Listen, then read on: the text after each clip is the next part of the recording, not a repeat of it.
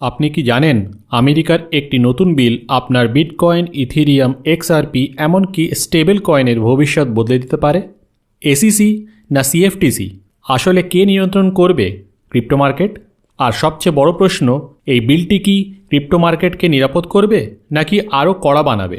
আজকের এই ভিডিওটিতে আমরা খুব সহজ ভাষায় বুঝব ইউএস সেনেটের নতুন ক্রিপ্টো মার্কেট স্ট্রাকচার ড্রাফট বিল। এটা কি, কার জন্য ভালো, কার জন্য ঝুঁকি, আর এর প্রভাব আপনার ওপর কী হতে পারে? চলুন শুরু করা যাক। প্রথমেই জানব এই বিলটা আসলে কি। এই বিলের নাম digital asset market clarity act. এটা প্রস্তাব করেছেন ইউএস সেনেটর সিনথিয়া লুমিস। এই বিলটি HR 3633 এর একটি অ্যামেন্ডমেন্ট, মানে আগের আইনের ওপর নতুন নিয়ম যোগ করা হচ্ছে। এই বিল নিয়ে আলোচনা বা মার্কআপ হওয়ার কথা 15 জানুয়ারি 2026। সহজ ভাষায় বললে এই বিলের লক্ষ্য একটাই, ক্রিপ্টো মার্কেটের জন্য পরিষ্কার নিয়ম বানানো। কেন এই বিলটা এত গুরুত্বপূর্ণ? কেনই বা এই বিলটির দরকার পড়ল? তবে শুনুন, এখন পর্যন্ত ক্রিপ্টো মার্কেটের সবচেয়ে বড় সমস্যাটা কি? Regulatory confusion. একদিন এসইসি এসে মামলা করে, আরেকদিন সিএফটিসি এসে বলে এটা আমাদের আওতায়। ফলাফলটা কি হয়? ট্রেডাররা ভয় পায়, ইনভেস্টর পিছিয়ে যায়, আর বড় ইনস্টিটিউশন দূরে থাকে। এই বিল যদি পাশ হয় তাহলে নিয়ম পরিষ্কার হবে, হঠাৎ করে এনফোর্সমেন্ট কম হতে পারে, বিটকয়েন, ইথেরিয়ামের মতো অ্যাসেটে লং টার্ম কনফিডেন্স বাড়তে পারে। যেমন গাড়ি চালাতে গেলে যদি ট্রাফিক রুল পরিষ্কার না থাকে সবাই ভয় পায়, ঠিক তেমনই ক্রিপ্টো মার্কেটেও পরিষ্কার নিয়ম দরকার। এখানে প্রশ্নটা হচ্ছে, দায়িত্বটা কার, এসইসি না সিএফটিসির?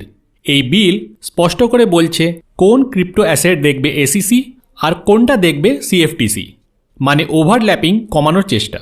এর ফলে অ্যাসেট ইস্যু করা, ট্রেডিং করা, ডিসক্লোজার দেওয়া, সব কিছুর জন্য একটি স্ট্যান্ডার্ড ফ্রেমওয়ার্ক আসবে। সাপোর্টাররা বলছেন এতে মার্কেট ম্যানিপুলেশন কমবে আর রিটেল প্লাস ইনস্টিটিউশনাল দু ধরনের ইনভেস্টারই বেশি সুরক্ষিত হবে। এবার আসি স্টেবল কয়েনের নিয়মে। এই বিল অনুযায়ী স্টেবল কয়েন ধরে রাখলেই ইন্টারেস্ট বা ইল্ড দেওয়া যাবে না, মানে ইউএসডিটি বা ইউএসডিসি ওয়ালেটে রেখে বসে বসেই টাকা, এই কনসেপ্ট বন্ধ। কিন্তু পুরোপুরি রিওয়ার্ড বন্ধ নয়। বিল বলছে পেমেন্ট করলে রিওয়ার্ড হতে পারে, ট্রান্সফার করলে ইনসেন্টিভও হতে পারে, লয়্যালটি প্রোগ্রাম থাকতে পারে, যেমন পেটিএম বা ফোনপে ব্যবহার করলে ক্যাশব্যাক দেয়, ঠিক তেমন অ্যাক্টিভিটি বেসড রিওয়ার্ড চলবে। তাহলে ডিফাই আর ডেভেলপারদের জন্য এখানে কি আছে? এই বিলের ভেতরে আছে ব্লকচেন রেগুলেটরি সার্টেনিটি অ্যাক্ট।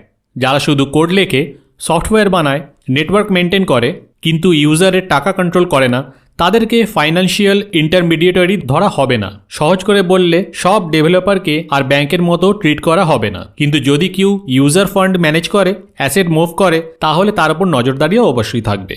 এবার আসছি নেটওয়ার্ক টোকেনে। এই বিল নতুন একটি টার্ম এনেছে, নেটওয়ার্ক টোকেন। এই টোকেনের ভ্যালু আসে প্রজেক্ট টিমের কাজের উপর নির্ভর করে। এই ধরনের টোকেন অনেক ক্ষেত্রে নন সিকিউরিটি হিসাবে ধরা যেতে পারে। এটার প্রভাব পড়তে পারে এক্সআরপি, সোলানা এদের মতো টোকেনের ওপর।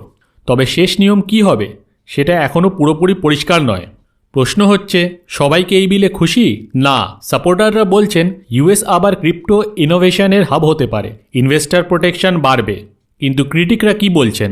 সেনেটর এলিজাবেথ ওয়ারেনের মতো নেতারা বলছেন এতে এসইসি এর ক্ষমতা কমে যেতে পারে, রিটায়ারমেন্ট ফান্ড ঝুঁকিতে পড়তে পারে, টোকেনাইজেশন লুপহোল তৈরি হতে পারে। মানে ডিবেট এখনও চলছে। এখনও কিন্তু অনেক প্রশ্নই বাকি রয়ে গেছে।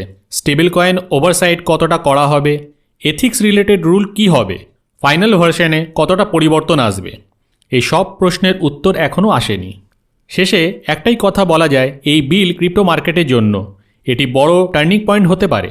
এটা পাস হলে মার্কেট পরিষ্কার হবে, ইনস্টিটিউশন ঢুকতে পারে, রিটেল ইনভেস্টরের জন্য ট্রান্সপারেন্সি বাড়তে পারে। কিন্তু সব কিছু নির্ভর করছে ফাইনাল ভার্সনের ওপর।